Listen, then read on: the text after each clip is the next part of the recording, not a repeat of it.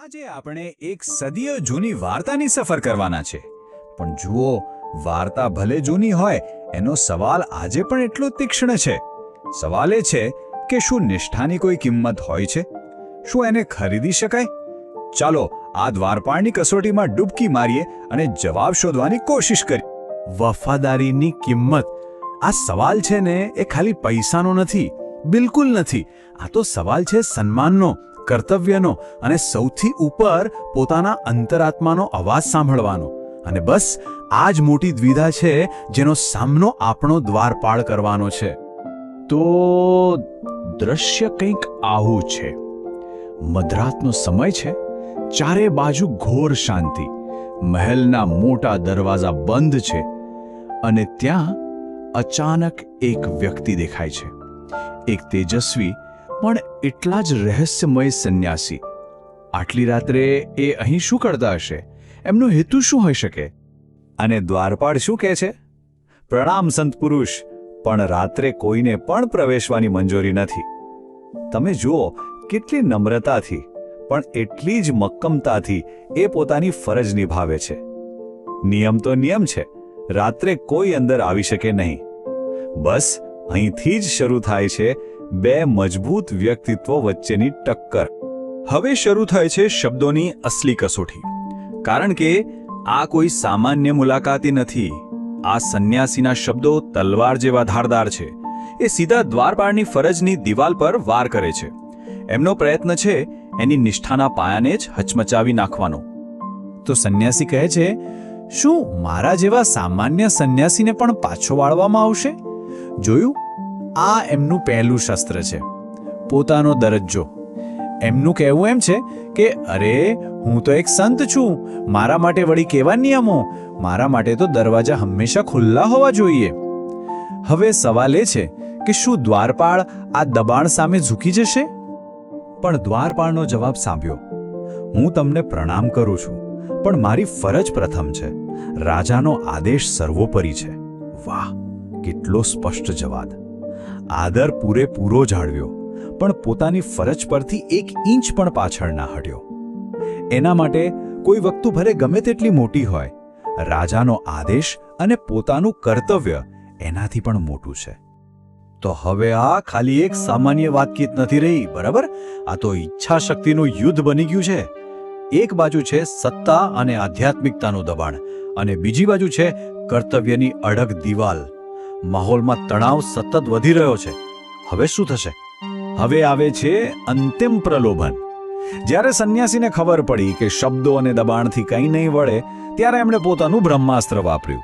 સૌથી શક્તિશાળી શસ્ત્ર, લાલચ. અને એ પણ કોઈ નાની સૂની નહીં, એવી લાલચ કે સારા માણસોનું મન પણ ડગી જાય. અને પ્રસ્તાવ શું હતો? જો તું મારા પ્રવેશમાં અવરોધ નહીં નાખે તો હું તને એક એવું ઇચ્છિત રસાયણ આપીશ જે તને ધનવાન બનાવી શકે છે. વિચારો, આ કોઈ 100-200 સોનામોહરની વાત નથી.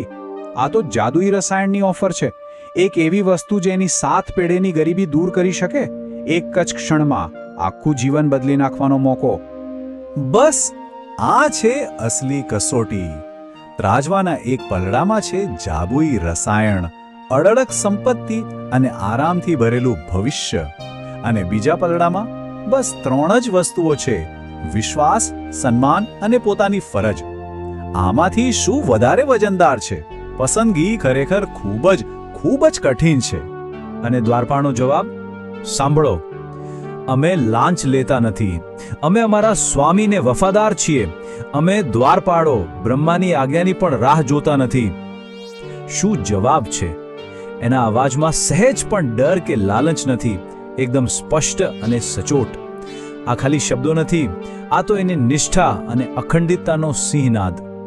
અને જેવો દ્વારપાળ આ જવાબ આપે છે, એ જ ક્ષણે વાર્તાનો આખો માહોલ બદલાઈ જાય છે. સંન્યાસીના ચહેરા પરથી કઠોરતા ગાયબ થઈ જાય છે અને એક સ્મિત આવે છે. કારણ કે સત્ય એ હતું કે આખી ઘટના મહેલમાં પ્રવેશ કરવા માટે હતી જ નહીં. આ તો એક પરીક્ષા હતી. હવામાં જે તણાવ હતો ને, એ બધો જ ઓગળી જાય છે અને એની જગ્યા લઈ લે છે સમજણ અને પરસ્પર સન્માન. કસોટી હવે પૂરી થઈ ગઈ છે અને દ્વારપાળની નિષ્ઠાનું સત્ય સૂરજની જેમ પ્રકાશી ઉઠ્યું છે. સંન્યાસી કહે છે, હું તારી પરીક્ષા કરવા આવ્યો છું. તું તારા પદ માટે સર્વથા યોગ્ય છે. તારા જેવા પ્રામાણિક લોકો ભાગ્યે જ જોવા મળે છે. લો, હવે બધું સ્પષ્ટ થઈ ગયું. આખી વાત દ્વારપાળની પ્રામાણિકતાને પારખવાની હતી અને એ આ કસોટીમાં 100% ખરો ઉતર્યો છે. અને સાચું કહું તો તારા જેવા લોકો ભાગ્યે જ મળે છે. આ શબ્દો પેલી હજારો સોનામહોરો કરતાં પણ અનેક ગણા વધારે કિંમતી છે. તો પછી નિષ્ઠાનું સાચું ઇનામ શું? શું એ પેલું જાદુઈ રસાયણ હતું કે પછી સંપત્તિ?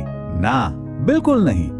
આ વાર્તાનું સાચું ઇનામ તો એ સન્માન છે, એ ગૌરવ છે જે પોતાની ફરજને નિષ્ઠાપૂર્વક પૂરી કરવાથી મળે છે. આપણે જો દ્વારપાળના સદ્ગુણો પર નજર કરીએ તો એની અડગ કર્તવ્યનિષ્ઠા, એની અભેદ્ય પ્રામાણિકતા, એની સંપૂર્ણ વફાદારી, અને આ બધું કોની સાથે? આદરપૂર્ણ દૃઢતા અને નૈતિક હિંમત સાથે.